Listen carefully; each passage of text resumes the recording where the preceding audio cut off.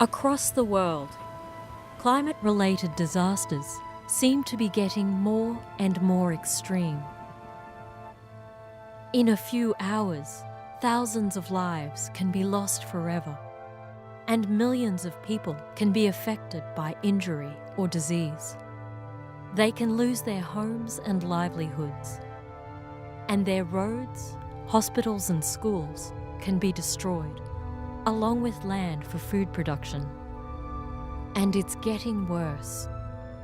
Scientists and researchers from around the world agree that our changing climate is contributing to an increase in the number of disasters, as well as their intensity. If we want to prevent more deaths, more outbreaks of disease, and shattered lives, we need to be able to deal with disasters.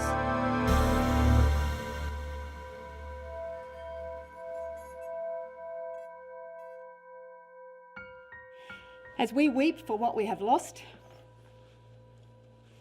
and as we grieve for family and friends, and we confront the challenge that is before us, I want us to remember who we are. We are Queenslanders.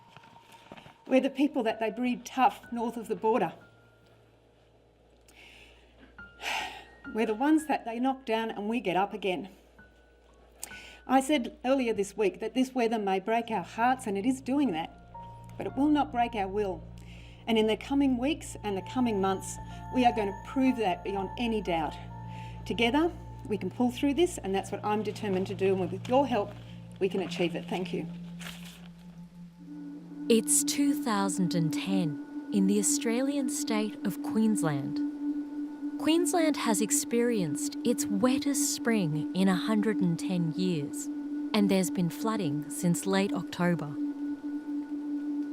The rain continues to fall across this large state, a state 7 times the size of the United Kingdom, or 2.5 times that of Texas, and its river systems are swollen. But there's more to come. We had been given predictions by the Bureau of Meteorology that we were going to have a very unusual weather event season during 2010-2011 Christmas period. We could expect up to half a dozen cyclones during the storm season. They also said we were in for very heavy rain periods during that time, so we could expect flooding. With this warning, agencies responsible for emergency management are put on alert. In Queensland, disasters would usually be managed by agencies in the local area, such as the City Council or health authorities. But because the coming floods and cyclones will be widespread and could affect millions of people's lives, health and property, district-level disaster managers are brought in for support. And in the state's capital, Brisbane, a centralised state disaster management group is activated. Altogether, 95% of Queensland's emergency management teams are put on alert. The Queensland Police head this disaster management system. They help to coordinate many first responders, including fire and ambulance services, the Special Emergency Services, and the Army. They also help to streamline their disaster preparations. I think with good disaster management, what you need to have is good preparation. You need to consider what will be required for the event, because when it hits, it's too late then. Agencies begin assessing their local situation and make sure that their staff are adequately trained so that they can best protect their communities and their assets. And there's another group of first responders beginning their emergency preparations. Their work helps to save lives, prevent diseases from spreading, and even to prevent injuries during disasters. These people are public health practitioners, researchers, and policymakers. Public health workers look at everything in a community to work out what potential health risks there are and what they can try to prevent. For example, they might try to prevent a flu outbreak. They might create standards that ensure that food bought or served is safe to eat, or that we have enough water to drink, and that it's clean and safe. That's the role of public health, to think of the needs of the entire population and make sure that there aren't any groups that get left out. Their work isn't generally visible, but in the background of people's lives, public health practitioners work to keep people as healthy as possible. And in disasters, they're an essential part of the disaster management system. With the warning from the Bureau of Meteorology, Queensland Health joins other agencies in activating its disaster management plans. These all-hazards plans may have been designed years in advance and set out what information and action might be needed if a disaster strikes and who is responsible for what. Every disaster in many ways leads to similar problems. So we do have a set way we respond very quickly to disasters, and it's important to have that preparation done so you can immediately turn around and respond. Jeanette Young, Queensland's Chief Health Officer, activates the State Health Emergency Coordination Centre and puts public health agencies across the state on alert. She and her teams analyse the weather projections and attempt to anticipate what kind of health risks the storms and floods might bring. They then pass this information on to other agencies at the local, district and state levels so that they can make preparations to protect their communities. But it's also important for communities to be able to protect themselves. People need to understand that help will not get to them sometimes, so they have to think of themselves as a first responder. Queensland Health helps communities to prepare themselves for disasters. In a disaster situation, I think the role of public health is to provide information to people so they can keep themselves safe, so that they understand what to do in different circumstances, and to make sure that those messages are very clear and very straightforward, and where people can go if they want additional information. Do they need to move out of their homes? Where can they go? Where are the best locations or for water supplies, etc., food or other emergency logistics services? These kinds of preparations aren't just for individuals and families, but also for businesses. As 2010 comes to a close, 23 river systems across Queensland are on flood warnings, with some having already flooded. On the 25th of December, while some agencies respond to the flooding and others continue to prepare for coming storms, a cyclone lands between Cairns and Innisfail.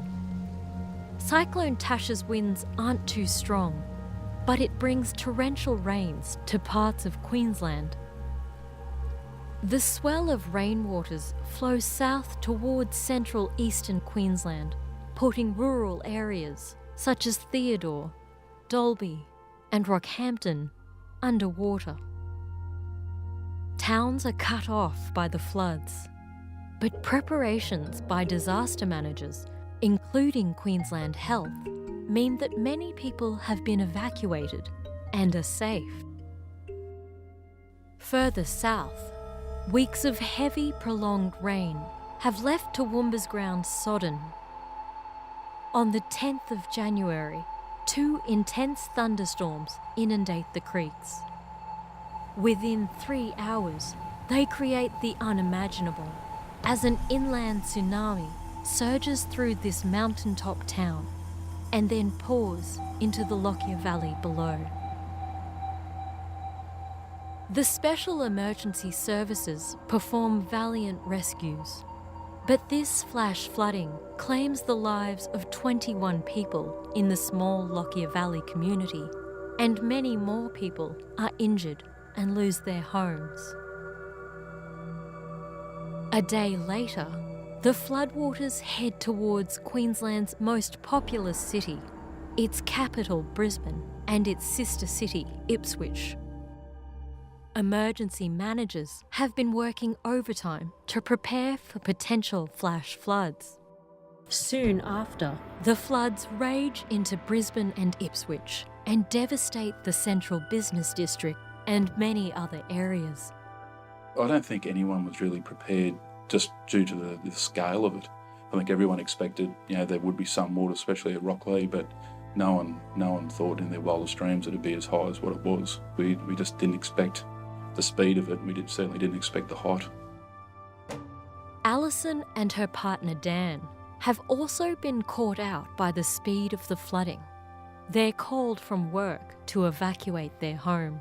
The water was just like coming in like a tap. When you looked out the back door, the top step, it was just an ocean. The whole backyard was just water.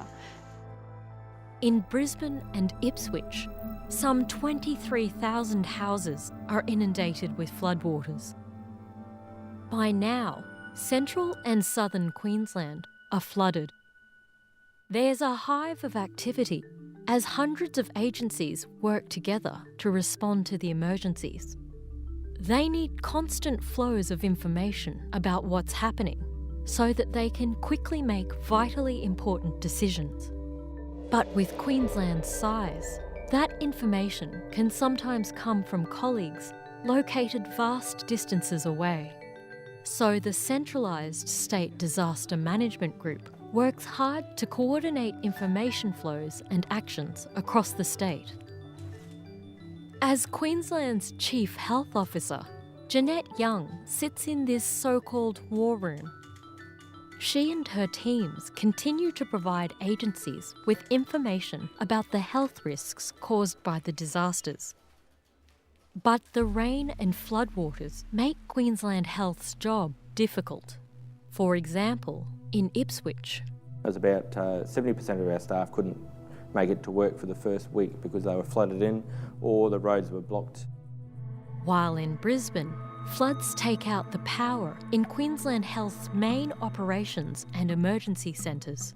But luckily, provisions have been put in place to relocate to somewhere else in the event that did happen. Key staff, including the heads of environmental health and water quality, are significantly affected by flooding to their houses. So staff underneath those leaders had to step up, which they did. As the rains and floods continue to create dangers, Queensland Health continues to provide the community with important information on how to stay safe and healthy. But emergencies can potentially create panic, with people scrambling to stay out of harm's way and to secure their property. They can be difficult to reach, or they may struggle to absorb and follow instructions. Our Premier, Anna Bligh, did an outstanding job, as well as obviously the emergency services, in terms of having press conferences and regular updates to the public as to what's going on, where they could find support, where they could find extra help, sandbagging, leading up to the floods, and basically the effects that it was having. During disasters, a lot of information can be generated, but not all of that information is useful. So public health and the emergency services come up with strategies to provide the community with reliable and authoritative sources of information. A decision was made very early on to make the Premier the spokesperson, so that she was giving information at the height of the disasters every 2 hours through the media, and people were used to that then. They listened, they took that on board, and the Premier became a very good spokesperson for a whole range of government agencies, so that I, for instance, could give her the important health messages that I felt needed to be out there, and she could give those in a coordinated manner. On a worst case scenario, we could see major flooding events in more than one centre with large population. I stress that is a worst case scenario, but we want to be prepared for the worst and hope for the best. We tried to make sure that the same people were in those shots at all times, the same people delivered the specific messages that were needed to inform the community and warn the community at the same time. And that didn't happen by accident. It was a very carefully thought through strategy. The best strategy that we decided on said we would be timely, we would be transparent, and we would be accurate reporting to the community right throughout these events. We have put out warnings to all residents in that area to move away from creeks and certainly not to drive through flooded waters. You've got to tell people about the bad news just as about you have to tell them about the good news. So many places to list. If you're in central Queensland, if you're in southwest Queensland, if you're in western Queensland, if you're in the Burnett region, the Darling Downs, Toowoomba, the Lockyer Valley, Ipswich or Brisbane, all of those places have been affected by floods. And I say to every one of the people in those... It's the end of January. There's been over a month of serious flooding across more than half of Queensland. Emergency responders are exhausted. Some have worked days or weeks on end without adequate rest. While they respond to the deluge in central and southern Queensland, cyclones head toward North Queensland. Some disaster managers leave the south to join their colleagues in the north, who are now on alert. Together, they begin preparing their communities for the coming events. But tropical cyclones can have unpredictable effects. They can change path, or they might rapidly intensify or weaken. So preparing for cyclones isn't always straightforward. Thankfully, North Queensland is in the tropics and is used to having cyclones. In many areas, there are storm-safe building regulations, and local government agencies have a wealth of experience in helping their communities to prepare.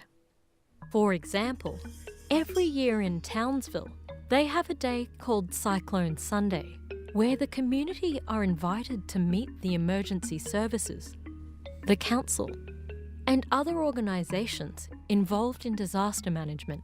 They provide information, they're there, and they openly discuss what needs to be done in the event of a cyclone. So we try to get the community on board. We try to be prepared for the events as well. Part of that community is to get them to have their cyclone ready packs ready, so their cyclone evacuation kits, what they're going to do with their animals, where they're going to evacuate to if the need arises, what sort of food they're going to have in the cupboard. All those little things we trigger people to sort of look prepared for. On the 30th of January, a Category 2 cyclone crosses the North Queensland coast near Bowen. Cyclone Anthony brings winds of up to 155 kilometres per hour and causes some damage. But it's not this cyclone that has emergency responders particularly concerned. A Category 5 severe tropical cyclone, given the name Yassi, is heading toward Queensland. It's the same size and severity that 2005's Hurricane Katrina reached at its largest point. Hurricane Katrina claimed over 1,800 lives and caused $108 billion in damage.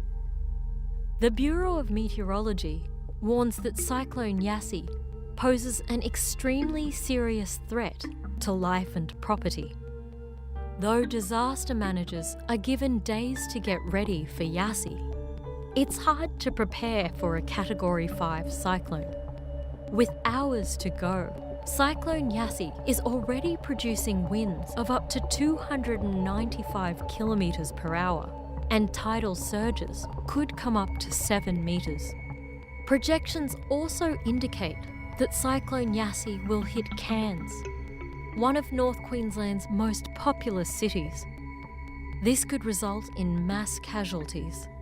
For the first time, I think, ever in Queensland, we told the community at a very specific time that they could not expect emergency service workers to come to their aid because they themselves were bunkered down and they were protecting themselves and their assets so that we could respond adequately once the danger had passed. Disaster managers carry out mandatory and voluntary evacuations along the North Queensland coastline. 30,000 residents are asked to evacuate their homes. And Cairns' hospital is located on its foreshore and could be devastated by tidal inundation and gale force winds. Jeanette Young makes the decision to evacuate the hospital. With the help of the Australian Defence Force, they carry out the largest hospital evacuation in Australian history, airlifting 255 patients to Brisbane. North Queensland uses similar strategies as those further south to provide health and safety messages to its communities. Use water over the next couple of days simply for drinking purposes. As well as water, residents are asked to stock up on food and essential medications and to take shelter and to avoid road travel. Now all they can do is wait for the storm. On the 3rd of February, Cyclone Yassi hits North Queensland. Yassi has changed direction at the last minute, sparing Cairns of its worst effects. But its winds of up to 290 kilometres per hour and storm surges over 5 metres high leave parts of North Queensland destroyed. Cyclone Yassi was potentially the biggest thing we've had in over 100 years. 2 small coastal towns, Tully Heads and Mission Beach, are particularly badly devastated. Tully Heads residents are left without power, fresh water, or normal means of communication. When we opened the door, we just didn't know what to do or say. The house was full of mud, slimy, stinking mud. But we literally sat there on the front veranda for 3 days, not knowing where to start. It really was devastating what was there in town. It was just corrugated iron everywhere. There was shattered asbestos buildings, trees down everywhere. In parts of Queensland, the flooding continues through to April. After months of devastating rain, flooding and cyclones, over 35,000 residences and businesses have been flooded. 2.5 million people have been affected, and losses are estimated to be over 20 billion Australian dollars. Tragically, 38 lives have been lost. When the immediate dangers have passed, when the floodwaters and the cyclone's winds and rains have subsided, people emerge from their places of safety to see what's taken place.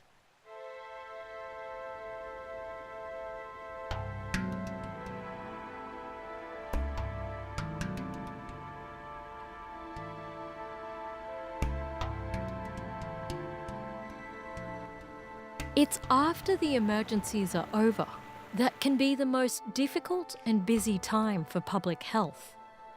During disasters, people tend to shelter and stay in place.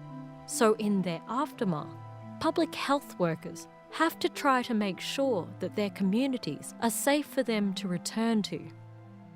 One of the first jobs that was asked of us was to give an assessment of the damage in the Tully area, and that's what my director and I did for an hour or so that morning, is drive the streets where you could. You've got to understand there was power lines down, power poles down, as well as trees down and all this. So it was kind of limited where you could access safely, but we went around areas and just tried to do a quick count of, severely impacted houses. And it was as simple as 1, 2, 3, 4, that one's gone, 1, 2, 3, 4, 5, that one's gone, 1, 2, 3. And within an hour, we came back and said we think about 25% of the town has severe structural damage. The centre point of the public health response is the environmental health officer. Queensland Health and local government send environmental health officers into the community, checking both premises and businesses for public health risks. That houses are suitable for habitation, that food businesses are not selling food that might be contaminated or they've known how to dispose of it. They manage safety around the dumps, making sure they're clean and working effectively and not breeding flies and insects. So it's a very on-the-ground role of the environmental health officer. Public health also has to make sure that health-related infrastructure is restored to a functioning level. So certainly the water treatment systems, sewage treatment system, we're knocked out power as well. Obviously with power being interrupted, pumping stations can't work, you can't treat your water, can't keep your food at suitable temperatures. But also, I suppose, secondary matters is in relation to contamination of farmland with, say, heavy metals in the silt and mud. And floods and cyclones can also create conditions for diseases to emerge and spread. So Queensland Health monitors data from hospitals and health practices. We had surveillance monitoring systems, so we had a system of contacting general practitioners to see if there's any increase in gastro-related illness. Certainly looking at vector-borne disease surveillance, notifications for Ross River fever or related vector-borne diseases. And it's not only public agencies that respond to disasters. People in the community are surrounded by debris and devastation. They want to get back to their lives as quickly as possible. There's a massive clean-up to be done across the state, and the need to rebuild not only homes and businesses, but lives. Famously, around Brisbane, a mud army emerges, with members of the community and local authorities helping to organise over 55,000 volunteers to help with the post-flood cleanup. People were just starting to help each other. And then the more you saw, the more you got inspired to do it. After seeing the devastating effects of floods on their neighbours and friends' houses, Chad Gear and Danny Doo joined the cleanup effort. I think we just started walking. Just walking and just going, kind of just look in the yard and, you know, if there's people shoveling mud that looked like they needed your help, we just went in there and said, hey guys, need a hand? And it was obviously always tried to find the owner of the house or someone that knew the owner, and then we just asked, you know, whether or not they needed a hand and what we could do to help. When the Luxton family returns to their home, they find that the bottom of their house and many of their possessions have been destroyed. There was nothing downstairs that could have been rescued. It was appalling downstairs. It was disgusting. It was just, everything was just all over the place, completely ruined. That thick mud on the smell was disgusting. Mud. But with the help of the Mud Army, which includes family and friends, the rubbish is quickly removed. 5 people all up over the whole weekend. 45. Yeah, that was the ones that we knew, so that was in addition to just the random people who were here to begin with. 45 people. It was a huge effort. I don't know how to thank people that did all that work. It was crazy. The Mud Army also helps Paul Gannon's business. A lot of the younger generation usually cop a fairly bad reputation for not being very helpful. It surprised me because, especially in our complex here, there was busloads of young men and women that were very keen to help out, and they worked all day tirelessly, and yeah, I was very impressed. It was actually like it gave you a good sense of community. Whilst they've made a lot of the Mud Army here in Brisbane, in southeast Queensland, the reality is I saw that occurring in every community that I visited. While the volunteers work with great spirit and enthusiasm, the cleanup exposes them to health risks like contaminated water and mud, fallen power lines, and sharp, rusty debris. Public health works hard to keep them safe. One significant initiative implemented by Queensland Health was the provision of tetanus vaccine to prevent the spread of disease amongst those who might be exposed, particularly when they were cleaning up. And again, public health's media channels come in use. During and after Cyclone Yasi, for instance, we had a dengue outbreak, an outbreak of dengue fever, which we were trying to manage before the cyclone, and the risk kind of increased after the cyclone because there was so much debris around that collected water in which dengue mosquitoes could breed. And we really had to keep the population reminded about that. While you're cleaning up for your cyclone, watch out for debris that's breeding dengue mosquitoes and so on. Look after yourself. Like you've just recovered from a cyclone, you don't want to be getting dengue fever on top of everything you've got enough to cope with. We were very conscious of wearing gumboots and face masks. at some of the barbecues there were stations set up with Dettol and bowls of water to wash yourself. Yep. So. Queensland's size and diversity also present challenges for keeping communities safe. Not everybody reads the paper, not everybody listens to the news or listens to the radio or watches the TV. So, and we also have a large number of non-English speaking people in our community as well. So getting the information out there in various forms and making sure that everybody has access to it is probably one of the biggest challenges. Another big media that helped was actually Facebook. I think one day we were going to go visit a friend on the north side, and I think we looked on the Queensland Police Service site and saw that the roads were likely to flood, so we decided not to. With the number of people connected to social media networks such as Facebook and Twitter, public health and safety messages can be communicated instantaneously. Queensland Police rose to fame because of Facebook and their role in that. I mean, the amount of people that joined the Queensland Police Group was phenomenal. Everyone was part of it, and they really did very well in terms of updating, or add, in addition to what you could see on TV as well. A lot of our messages went out by social media and was very, very successful. Our role was basically to moderate the information that was out there was correct, and then we let the networks take that information further.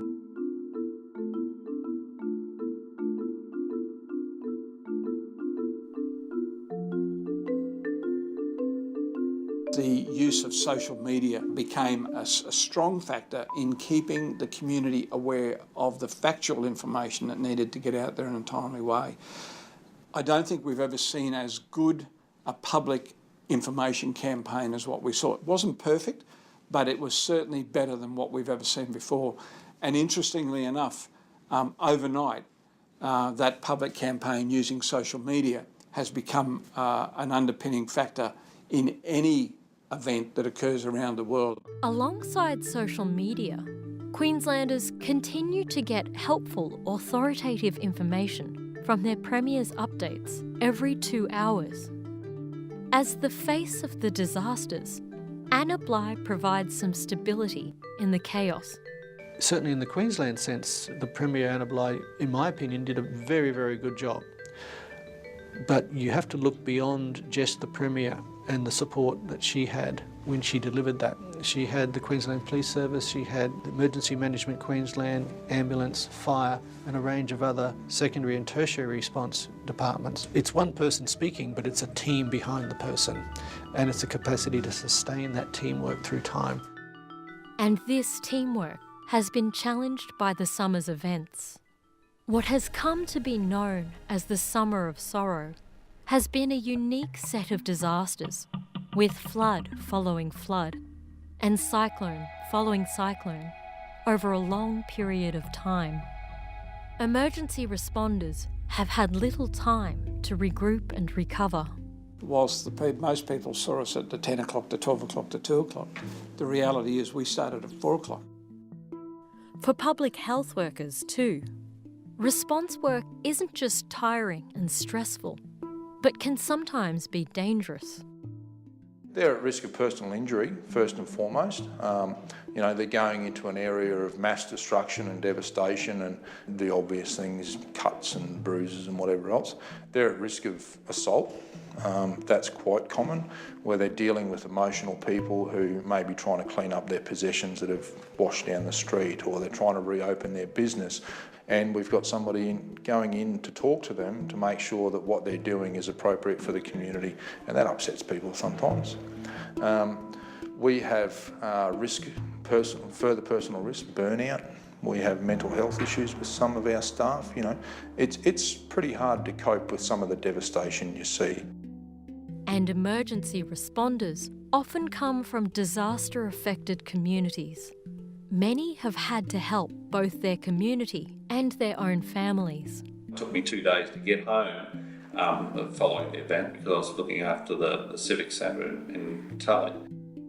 On the 4th day of the floods at Ipswich, there were 17 of us in this room around the tables, and I just happened to ask how many of the group had been personally or their family home flood affected, inundated or isolated.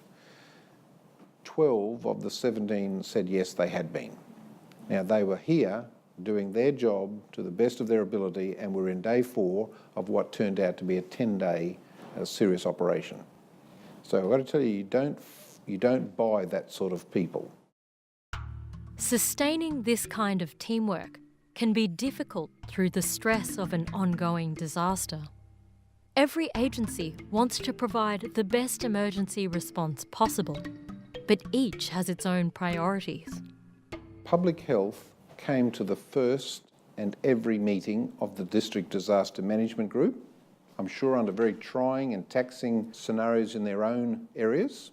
In all of those disaster management meetings in this room, there was never one argument in 10 days. No one ever told anyone else they were useless. Nobody told anyone else that was stupid. Nobody told. There was discussions, there was issues, there was resolutions, there were things we had to take offline, but no one ever insulted or had any serious argument with anyone. For Superintendent Pittman, good preparation has meant that agencies can work together, even through the exhaustion and distress of a disaster. Well, we have been meeting and discussing and planning and connecting, networking, for years and years. When a disaster like this happens, we've been building a bridge for years and years, making sure we had things in place. Suddenly the disaster comes, you've got to know that the bridge will meet in the middle.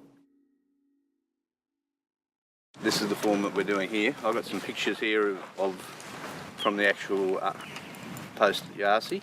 Basically what we want to do is walk around and identify health problems, some that still exist possibly now, and you're here basically to point out things that were in existence when we were around.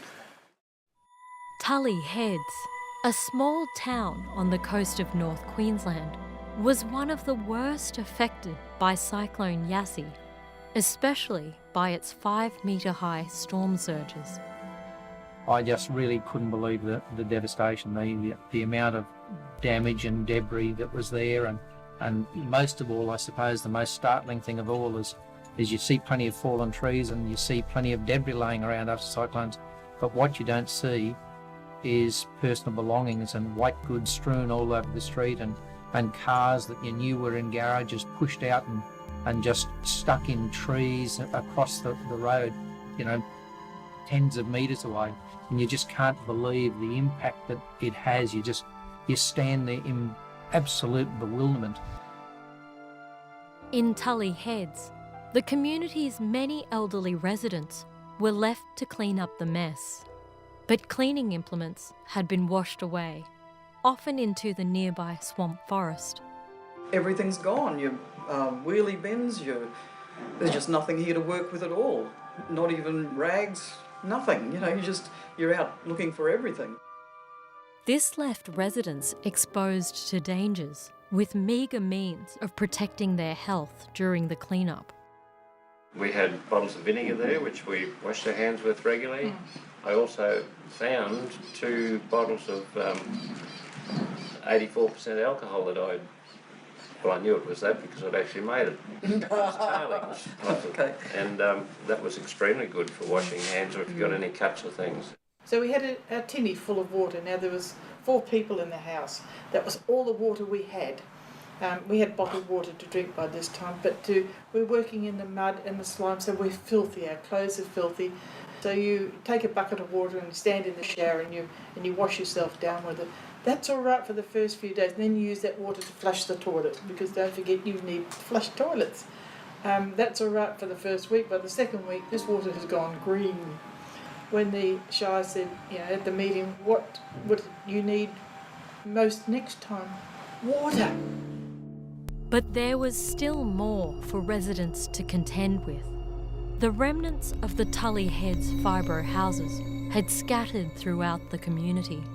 Within probably the first week, they declared it an asbestos area in this Taylor Street precinct, which meant that volunteers were turned away because of the asbestos problem and the lack of toilet facilities, etc., etc. So we were very much on our own. The local authority didn't act in a timely manner. They were weeks before we even had any communication with them. We were talking to the media every day, but nothing was coming from our local government. I think that's a genuine shortcoming in our response, is that we didn't identify some of those communities that were worst impacted and those specific needs that some of those communities had. Having said that, the scale of this event and the number of different communities everywhere made it very difficult to get a handle on the entire situation. And that Tully Head scenario, for example, they were also isolated with flooding for a period of time. Further complications came in the attempt to clean up the asbestos. An effective clean-up of that area would need to be en masse, where you'd be using a lot of machinery, rupturing some of those asbestos materials and releasing fibres. We needed to get the clean-up happening while people were cleaning up their own yards. We didn't want to present the public health any risk to those people. They ended up with something like 30 guys walking through the township, the street area of Tully Heads, hand picking up pieces of asbestos the size of a matchbox in blistering heat, 35 degrees, 80% humidity, in full disposable overall type non-breathable material with hats and masks and all of this sort of stuff. So, you know, it was quite a dramatic experience to be involved in. It was a big event, and hopefully they will learn from that and things will be better if we ever have another one. We had very, very good early warning. We had plenty of warnings before.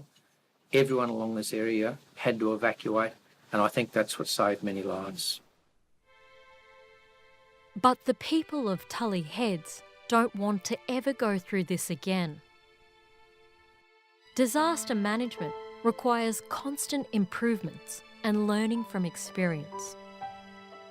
In North Queensland, local, regional and state authorities brought together environmental health workers and other members of the emergency response to assess what had gone wrong in Tully Heads and to improve future responses. Today is an opportunity for us to trial out some of those tools that we think will improve how we can manage things in future. The sort of work we've been doing here the last couple of days with getting a public health rapid assessment team in to look at priority areas and highest risk issues for public health, I think will go a long way towards addressing that sort of situation and preventing it from happening again. Certainly we've learnt from this particular event from every level, and that's been re-put back into the plans which were done hopefully for the last couple of days, and it's going to be a continual learning cycle. We need to build and better ourselves in our activities to ensure that we can provide the most efficient and effective response possible, no matter whether it's a cyclone, a tidal surge, an earthquake, bushfire, whatever it is. We need to be prepared and ready and available to go and respond and you know, ensure the public is safe and sound. From torrential rains and widespread floods to the enormous cyclone Yassi, Queensland's summer of sorrow wrought destruction and tragedy. It was unprecedented in Australia for its duration and scale. Over many months, these cascading disasters tested Queensland's disaster managers, especially those in public health, whose job was to keep people safe and healthy. But compared with disasters of a similar scale around the world, the death rate was low, and Queenslanders' long-term health has been largely preserved. We had no outbreak of what potentially would have been serious diseases across our youth or our elderly, across this, certainly in this area and across the state. Now that's a very impressive outcome. Most Queenslanders were able to return to their everyday lives in a relatively short time. I think that history will show that Team Queensland did a very, very good job in responding appropriately and during the recovery phase to these major events that occurred. The proof is in the outcome. Mortality occurred during the actual events themselves, but didn't occur as a result of secondary problems caused by public health risk, which is, to me, an evidence of successful effort by Queensland Health and local government and other agencies. From food and water to disease management, from toxic waste to mosquitoes, public health personnel work behind the scenes to protect people's health throughout disasters. Very rarely do people know that we're actually involved because we have things pretty much under control and it just seamlessly happens. But their work is cut out for them. Overwhelming evidence from around the world indicates that climate change is contributing to more frequent and more intense disasters. In some cases, these climate-related disasters are already unfolding. In Pacific atolls like Kiribati, rising sea levels now spread salt water across parts of the island, killing crops and poisoning drinking water. In other places, the effects of climate change are progressing more slowly. For example, in Vietnam. We are predicting that the changing of disease patterns might be some new diseases will occur or other diseases re-emerging like malaria, dengue fever related to the vector-borne diseases. This is already being seen in China. The mosquito has adapted to the north place where they did not breed because the low temperature. Now is suitable for them. In densely populated countries like China, this could increase the number of infections by the millions. And there are yet more hidden and easily overlooked health challenges from these slow emerging crises. For example, in Bangladesh. So what we're seeing is the destruction of agricultural lands, which is driving rural populations into the cities looking for work because they can't grow rice anymore, can't grow anything basically. So one of our concerns is the very rapid urbanization that's going on, and that's creating major problems for water supply, sanitation and general public health issues in the cities. The adaptation we've done in the past, we've had a lot more room to move in. We adapt by moving places. We've got fewer places on this earth to move to now.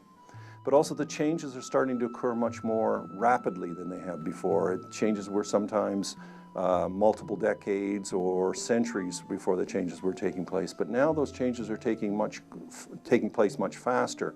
And they're moving us into areas that we have no recollection or no knowledge how to deal with. And our ability to cope is severely challenged.